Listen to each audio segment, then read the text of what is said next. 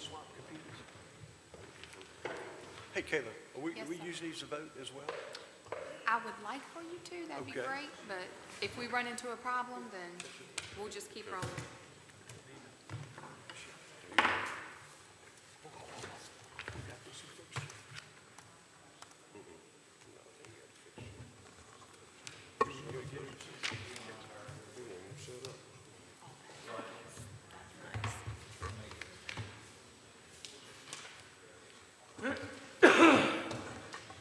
What you doing, Jay, baby?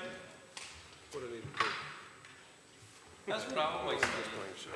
You sound like you're going through puberty over there. I'm thinking about it. That's what my nephew told me. It's all about Kim Vanderhyde. She made it. All right, what do I need to get on that? Hey, Kevin, Does everything else? I'm not on that. If I need to vote, what do you need? Chris Adcock, he ain't helped me out none either. I'm just gonna close my book and go home. No, Yeah, man. oh, there's just software. There's all people from the library. Yeah, that's what I was looking at. Good day. Okay, all right. All right, good. Hey, Kate, Okay. Yes, sir. Make sure. They said we're gonna do it early. software, we're not together, so the votes have to be verbal. That's fine. I'm good with whatever. Yep, y'all just tell me which way you want to go. Okay, okay. Are we ready? Heck, yeah. Okay. Can we call to order the Property and Building Committee Tuesday, February the 15th, 2022 at 2:35 at the board meeting room, 39 Bank Street, Chatham, Virginia.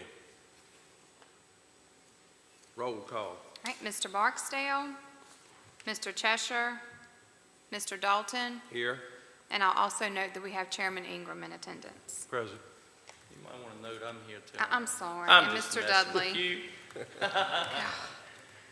That's okay. Okay. Are there any revisions or additions to add to the agenda? Okay. Mr. Chairman, if I may, just for the benefit of the people watching at home in the audience, we technically only have one member of the committee here, so therefore we wouldn't have a quorum. However, I just want to remind everybody that section 4.6 of our bylaws, 4.4 of our bylaws says that the board chairman shall be authorized to temporarily participate, including voting, in any committee for the purpose of creating a quorum. So since Mr. Ingram is here and he's the chairman, he can participate in this meeting to give us a quorum. And just remember that committees are only advisory, so they will just be listening to a lot of information tonight and may or might not just be giving recommendations to the full board. So we're here, we don't have all the members, but Mr. Ingram, based on 4.4 of bylaws, we can have this meeting today. Thank Glad I you. showed up. Sir. All right, can we get a motion to approve the agenda? So moved. Second?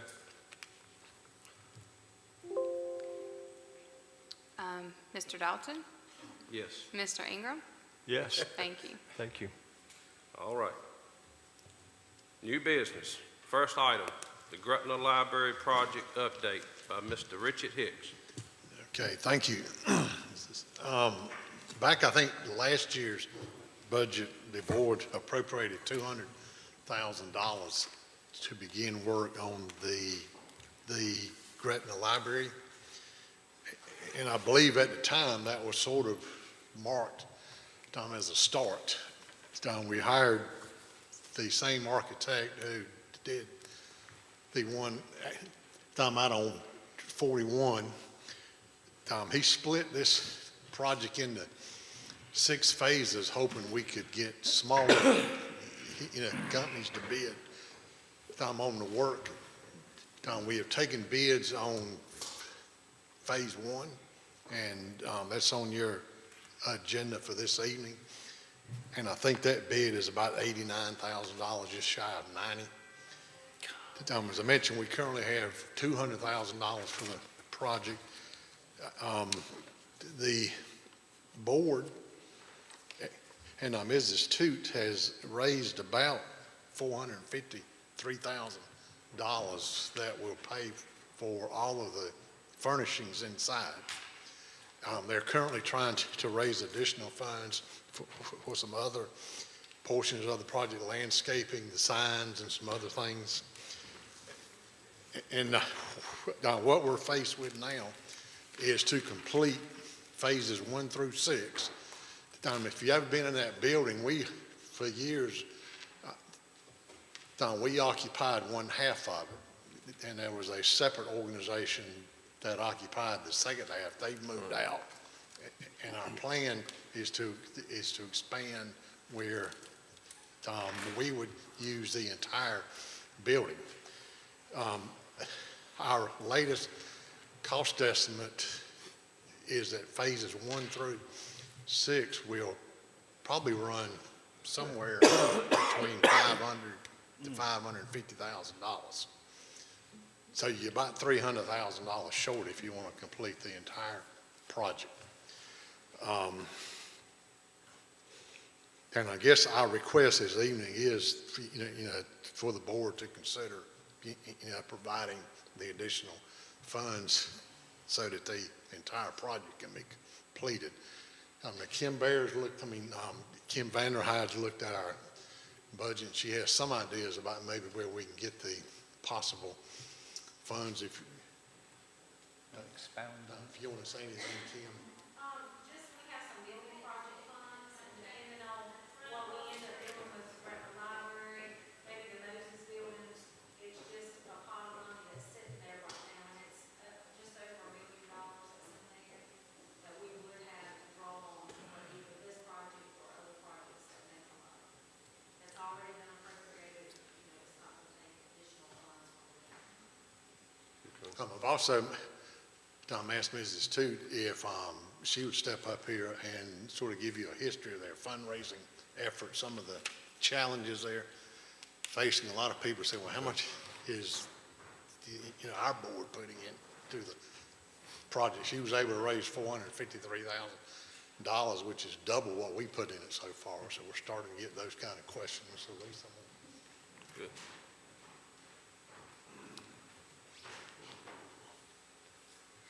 Hello, Ms. T. Hello, gentlemen. Hey, good to How see you you. doing today? Good, Good. good to see you. I just want to start actually by going back a few years to let you know that the Gretna Library was originally built in 1999 and was a community project from the beginning. The Friends of the Library and the PPL Foundation were instrumental with the county in bringing this library to Gretna in the beginning, and we partnered with the Danville Community College. So it was the Northern Pittsylvania County Learning Center. But the Danville Community College stopped having classes there in late 2015. And under the terms of the agreement, the library building then reverted to the Pittsylvania County Public Library. So from 2016 until today, we've had the use of the entire building, but have not been able to use it fully as a library because it has walls in it for classrooms that, is not as functional as it could be for a library. That's the genesis for this renovation, is to take this library, which is about 3,900 square feet, and expand it to the entire building space of 6,375 square feet. So in 2018, 2019, the Board of Supervisors identified and committed $200,000 over 2 years to this building project. And as we were getting ready to start, the pandemic hit and the Board of Supervisors implemented a capital spend projects freeze.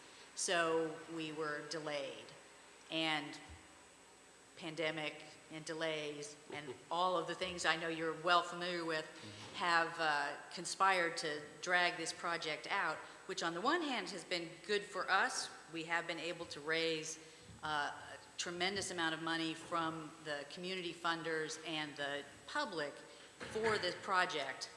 Because like we did with Mount Hermon in 2018, our sort of working understanding with the county is that the county would renovate the interior of the building, and that the library and the PPL Foundation and the library board would raise the funds to then furnish the building.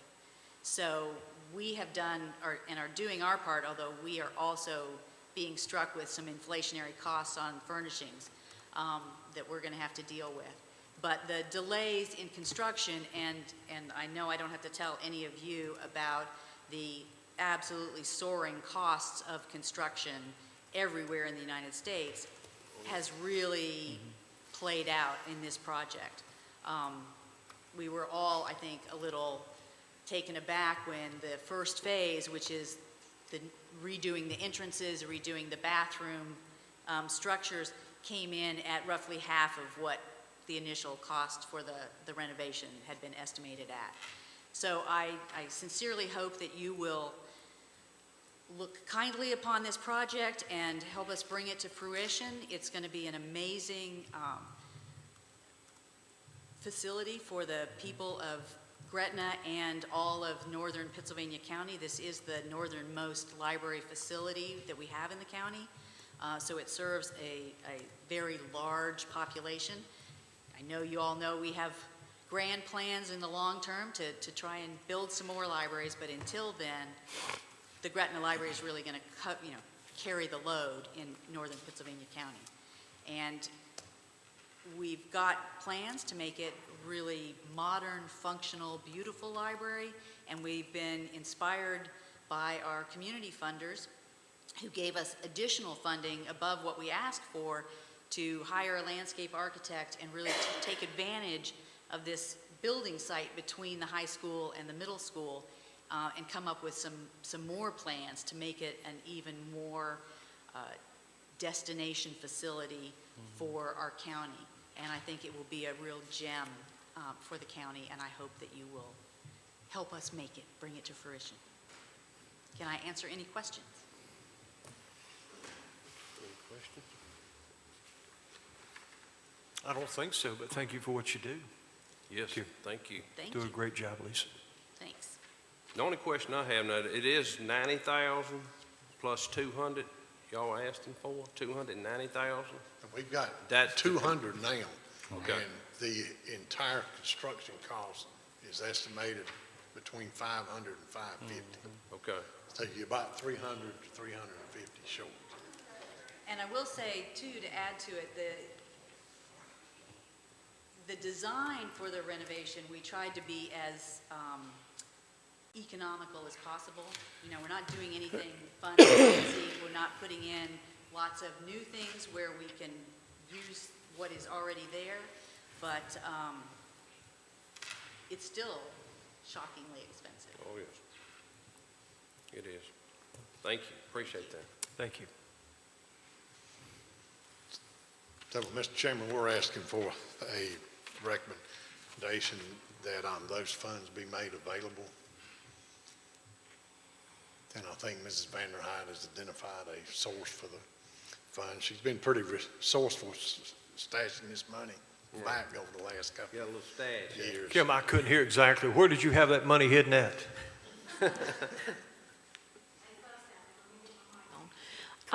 We have a building and grounds fund in our 310, which is capital.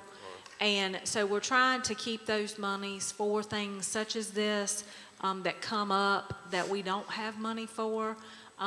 But between this project and perhaps the Moses building, which you'll hear later, may drain all of that pot. If we Because did it's drain right it, at about $1 million, I would say, because you don't want to drain it completely out. Right now, it's $1,175,000 in there. But that's not to say you don't need to keep money, because we always draw on that if, you know, something big happens, like your HVAC goes out in one of the buildings, or the chiller goes out, or, you know, something big or major expense. We need some monies to draw on. So I would say, you know, if you took about $1 million, it'd leave you about $175,000 in that pot. did you say we could drain it down to 175? Yes. Yes. Okay. Thank you. And what are they asking for to finish the project? Tom, in a discussion yesterday with the architect, he said he felt comfortable at 500. So that would put you at about, you know, the 300,000 of additional funds.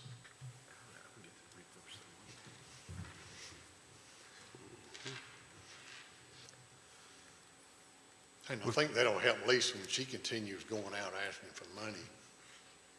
You know, people ask how much we're putting in. Right. Then, you can say, well, we're up, Well, putting she's this- wound up. I'd let her keep going. Yeah, get all you can. Maybe all we'd have to do is 175, right? Yeah, that's right. Clarence, what do you think? Mr. Chairman, just listen to the project here, and if I may ask Mr. Hicks a question, what was Yes. the additional delta that we short of, Richard? If you take what's already appropriated now, did you about say 300 to 350,000. 3 to 350 additional is what you need? Yeah, and And that's then- based on the architect talking to a couple of local contractors, and they kind of estimated it out for them, so. Right. You know, he feels comfortable with that range.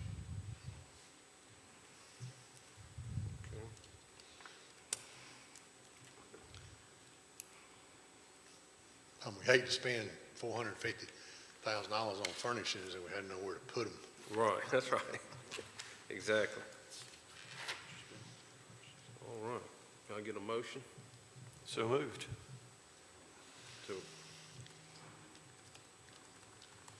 the motion to approve the amount to 300,000 or?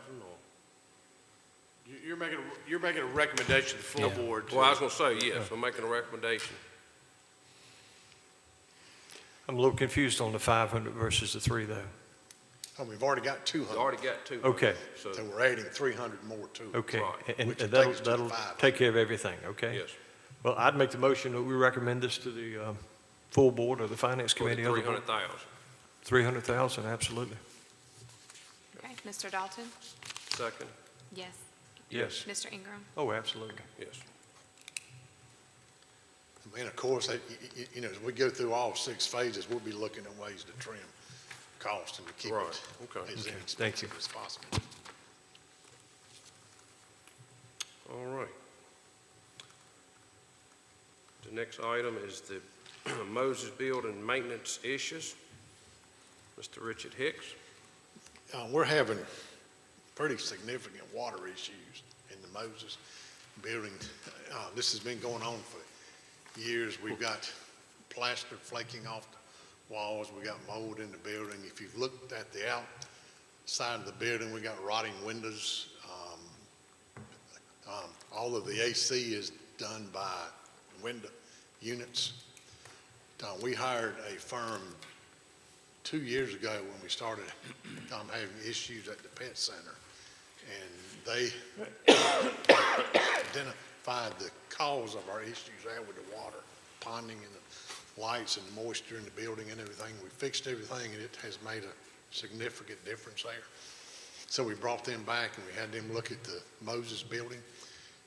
And they gave us a detailed report, on things that should be fixed at the building. One of the main things, that they do suggest, once you take care of the moisture problem, is a central HVAC system. Now, that's very expensive.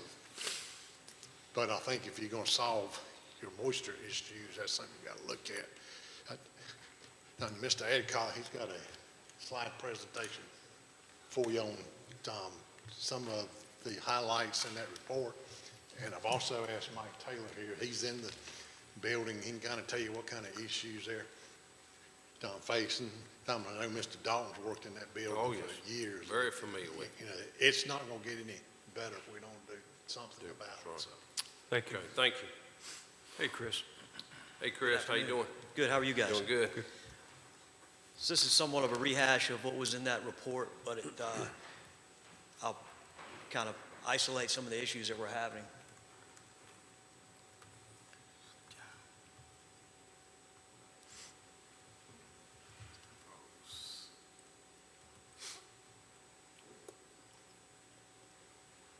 I think I've asked this question before, Vaden, this might be one for you, but is there anything that would prohibit us from tearing that building down? That's a question that I don't know the answer to, because what I was going to get into is some regarding the historic nature of the building. I don't know that it's the building itself, I don't think is on the historic register, but I do think the corridor through Main Street, Chatham, possibly is. And if that's a significant building in that corridor, there may be some requirements that it be maintained, but I don't know that the building itself is specifically registered.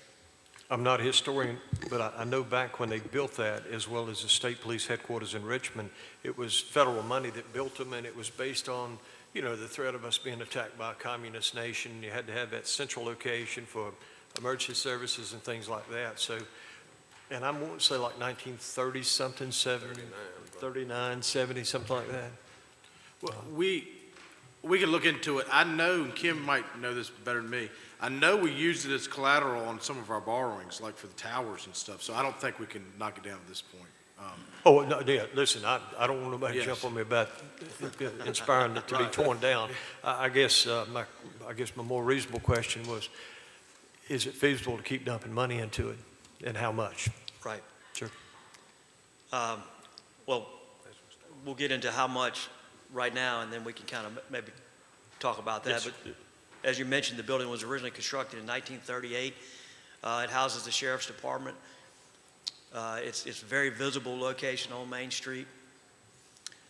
The challenges we're seeing is we've got some water intrusion on the exterior wall, which is causing the plaster to deteriorate. You can see in that picture, it's kind of bubbling up behind the plaster.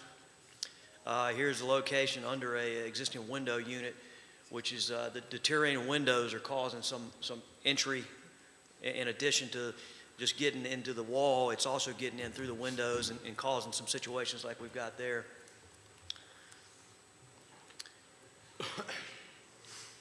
The entire building is cooled by window air conditioning units. This is very inefficient and an eyesore. Almost every window has a unit, and condensation from those window units is also probably a factor.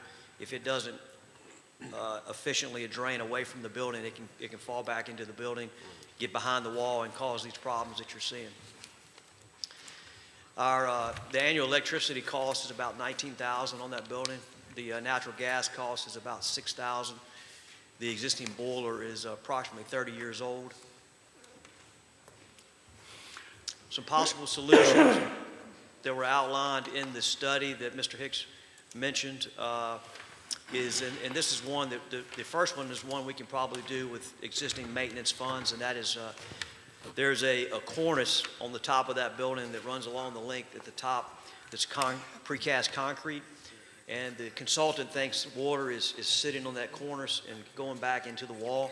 So we can do a waterproofing at the top of that ledge, and that should help to prevent some of this water infiltration into the wall, which may just solve the problem with the plaster and the paint peeling off.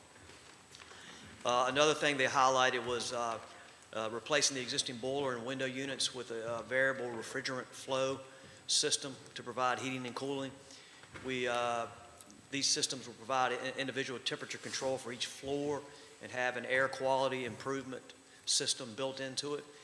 We have two quotes on that, and with the lowest one being a $457,000, they were both right in line with each other, and that would take care of the boiler and also the window units, and those are very efficient, and it will allow you to. And I think one issue there is, it may in one room it may be blazing hot, and then another room it may be freezing cold. So these systems, the VRF systems, will allow you to individually control different regions inside the building. And if we do go with a new HVAC system, we're probably going to need to replace the windows. One, for inefficiency, and two, based on what we showed with they're breaking down and water's getting in. So replacing the original wood frame windows for historically accurate replacement windows, I reached out to an architect and got a cost of about $3,000 per opening. Those are some pretty big windows, and so that's about $300,000 total. Of course, there are some cheaper alternatives if we want to do that, but due to the historic nature of the building, you don't know what kind of feedback you may or pushback you may get, but we could possibly do some kind of fixed glass, like storefront type windows that would give you good efficiency, but the visual impact, I don't know how that may be taken. So you're looking at about $500,000 for the HVAC and another $300,000 for the windows. Just cleaned it out, Kim. Just, I'm Yeah, telling they you, gonna we be done just left. cleaned it out. The next We one, done we spent can't do nothing 300. with. Yeah, well, I should have been A instead of B. And Sheriff Taylor, do you want to give any additional input on this? I mean, you're in that building.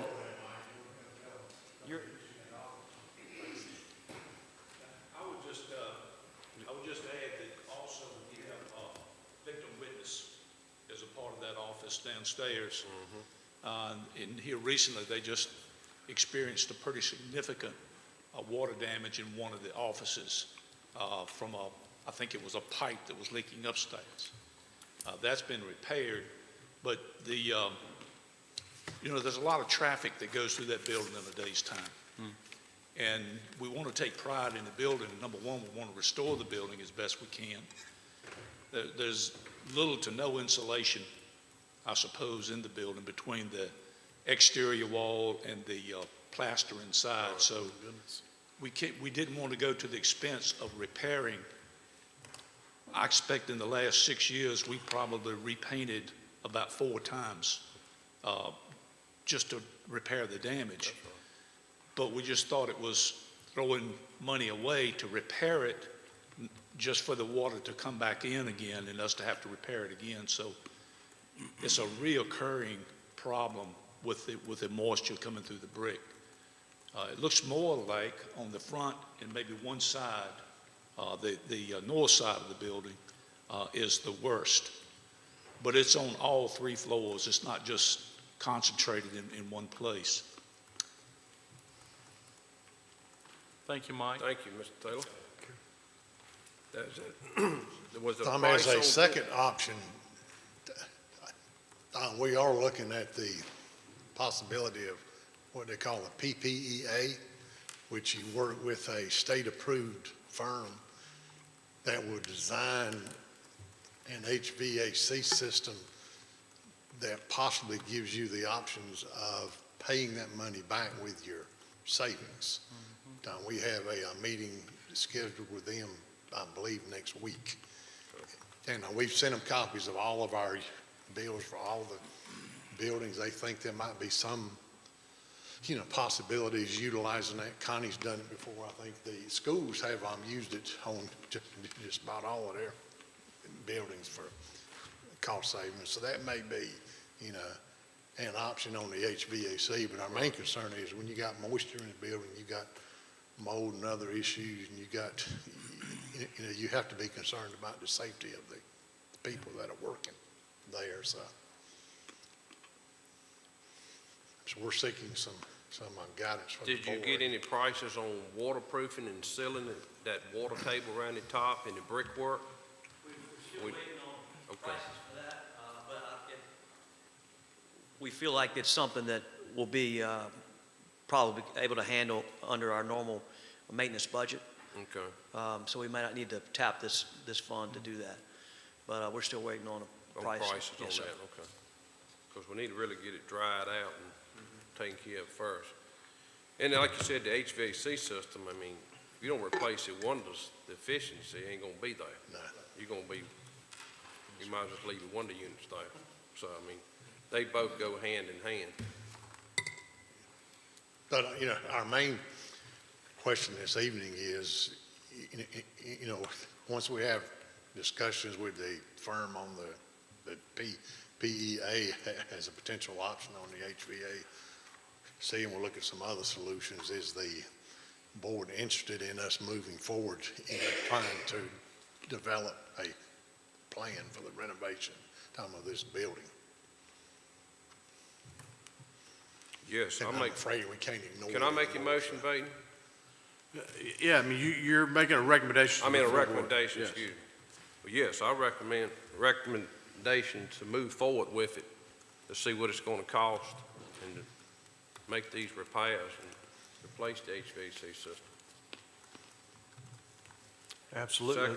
There's a couple of us in here that go way back in that building, even when social services was upstairs and General District Court was downstairs. It's a shame that in this year that it's still in that condition. So I'm going to second and whatever we can do to fix it. I'm in favor of that. Sorry, Kim. Get your Hopefully checkbook by out. All your March or money. April, we'll be back with a plan of action for you. Yeah. So, Hey, Kim, on the money, is it any other Arbor Fund money, anything left that we can use towards it? Why don't we get Lisa to raise some money? Yeah, she's doing good. Our ARPA funds, we had obligated all but like 893,000. So that's what we've got as far as ARPA, and we can have some further discussion on that. They've changed the ruling. We Okay. now have a final rule on what we can and cannot do with that money, and I can share that with y'all when we have a discussion about ARPA. But that's Okay. where we're at right now. All right, thank you. yeah, I think that covers that. Yes. Mr. Dalton, I've got a motion and a second. Can I get a verbal vote? Mr. Barksdale? Need a vote. Yes. You said yes. Okay. Mr. Yes. Dalton? Yes. Mr. Ingram? Yes.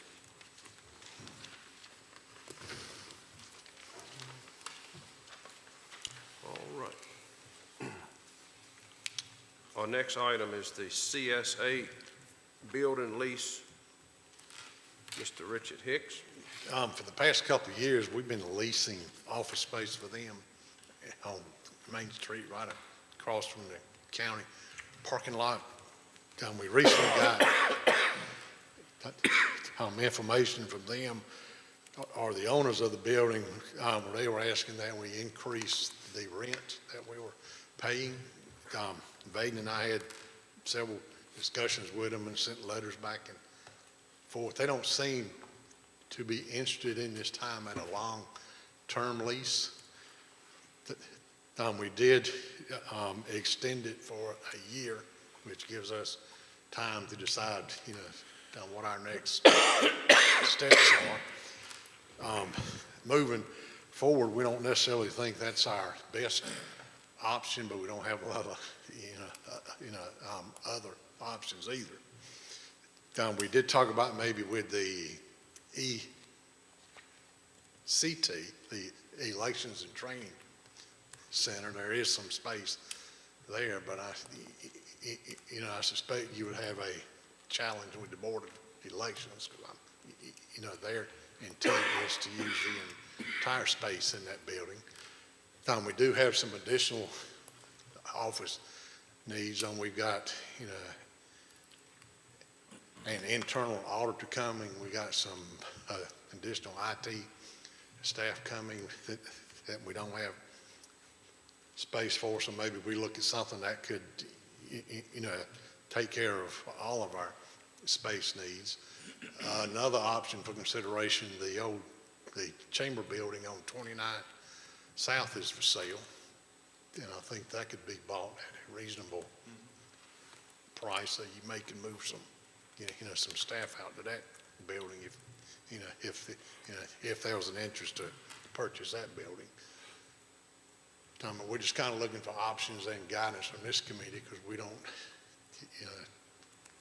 as I mentioned, we've got it for an additional year, but after that, we don't know what's available after that, and we suspect that's, in the long term, that's not going to meet our needs, and we do have some additional office space needs also, so. What does that lease cost for a year there? Richard? I believe it went up to $650 a month, Vaden. They raised the rent by something like 40%, and they said it was because their tax assessment went up by the same percentage, so that they stuck it to us with that. But we've got it, we're there for another year, but anytime a government is only got 1 year lease somewhere, we've got to make a move at some point in the future. We don't need a decision today, we just want to bring this up to you, but we need to be thinking about additional office space for our CPMT, CSA, and some new hires, I think. That rent actually went up to $750. I think we were paying $550 before. It went about. And it went up to $750. Wow.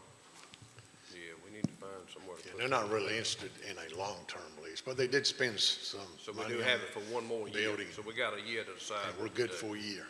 Okay. So as you see space, or if you think of space, in the next few months, I think, we should be looking at our options. Right.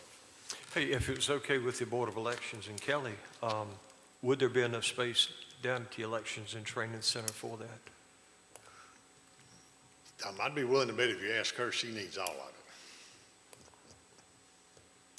So we're using But all on the the other side- hand, you own the Storage building, is being so- occupied on that side now, all of that. Yeah, she's got storage in a lot of the rooms and, voting machines, but they're a staff of 2. So, I mean, there might be some additional space available. Okay. All right. Well, I'll make the recommendations to lease it for another year and let's start looking for other options. I'll second it. And as we, see things come up, we'll bring it to your attention also if we think there might be some. In that lease, it's on the consent agenda tonight, so that'll be taken care of, but you've given us the marching orders we know to explore options and bring it back to this committee at a future date. Okay. All right, thank you, Richard. All right, matters from the committee members. Anything we need to, I have nothing. okay? All right,